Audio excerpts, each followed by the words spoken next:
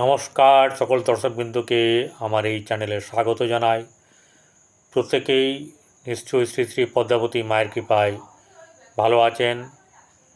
জয় মা পদ্মাবতীর জয়।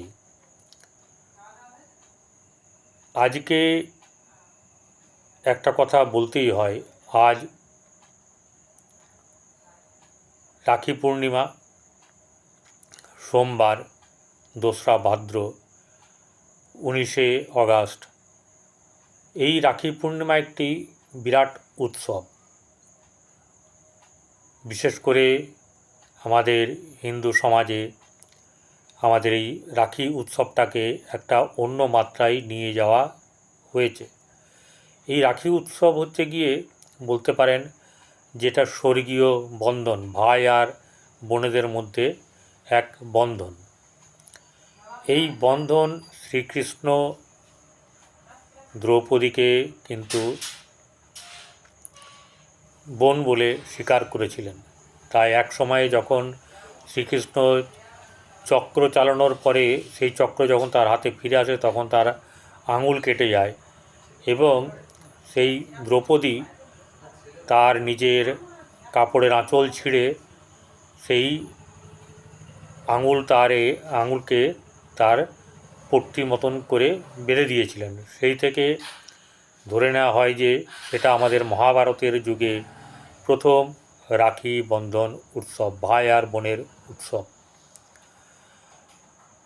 পরবর্তীকালে আমাদের এই ইংরেজদেরকে যাতে আমরা তাড়াতে পারি, ইংরেজদের বিরুদ্ধে যাতে একতাবদ্ধ হয়ে আমরা কাজ করতে পারি, যুদ্ধ করতে পারি, লড়াই করতে পারি, সংঘবদ্ধ হতে পারি, তার জন্যে দলমত নির্বিশেষে বা ধর্মের যে ভিত্তি সেটাকে দূরে সরিয়ে রেখে রবীন্দ্রনাথ চালু করেছিলেন এই রাখি বন্ধন উৎসব। জাতিভেদ ছিল না সেই রাখি উৎসবে, যাতে করে সবাই এককাট্টা হতে পারে আমরা ভারতীয়রা, সেই উদ্দেশ্যকে সামনে রেখে রাখি বন্ধন উৎসব করা হয়। আজ যেটা একটা ব্যবসায়িক ব্যাপারে চলে গেছে, সেই ব্যবসায়িক ব্যাপার কি? রাখি বন্ধন হচ্ছে গিয়ে আপনি যদি বোন যদি ভাইয়ের হাতে যদি সুতো বেঁধে দেয় তাহলেও সেটা রাখি বন্ধন। তো এই যে মাত্রা আজকে বহুগুণ বেড়ে গেছে, এক একটা রাখি প্রচুর প্রচুর প্রচুর মূল্য। তাই দিয়ে বোনেরা কষ্ট করেও দাদার সাথে বা ভাইয়ের সাথে যাতে চিরবন্ধন থাকে, জনম জনম বন্ধন যেন অটুট থাকে, সেই উদ্দেশ্য নিয়ে রাখি বন্ধন উৎসব পালন করা হয়। এবং এটা ধর্মীয় তো বটেই, এবং পারিবারিকভাবে যেভাবে আমরা আনন্দ ফুর্তি বা উৎসব করে ভাই বোনেরা, সেটা দেখার মতো। কিন্তু একটা ঘটনা হচ্ছে যে রাখি বন্ধন উৎসব হবে সব ভালো, কিন্তু এই পূর্ণিমা থাকাকালীন যে সবসময় রাখি বন্ধন উৎসব করা যাবে কিন্তু তা নয়। সেটা আপনাদেরকে বলার জন্যেই আমার এই মূল অবতারণা। সেটা হচ্ছে গিয়ে সকাল 7:30 থেকে সকাল 9টা পর্যন্ত রাহুকাল চলবে।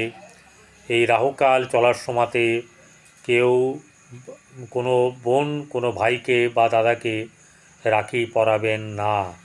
অশুভ সময়ে কোনো শুভ কাজ করা যায় না। রাহুকালের সময় আমাদের জ্যোতিষ মতে নিষিদ্ধ যে এই সময়তে কোনো শুভ কার্য করা যাবে না। তাই এটা আমি আপনাদেরকে জানালাম।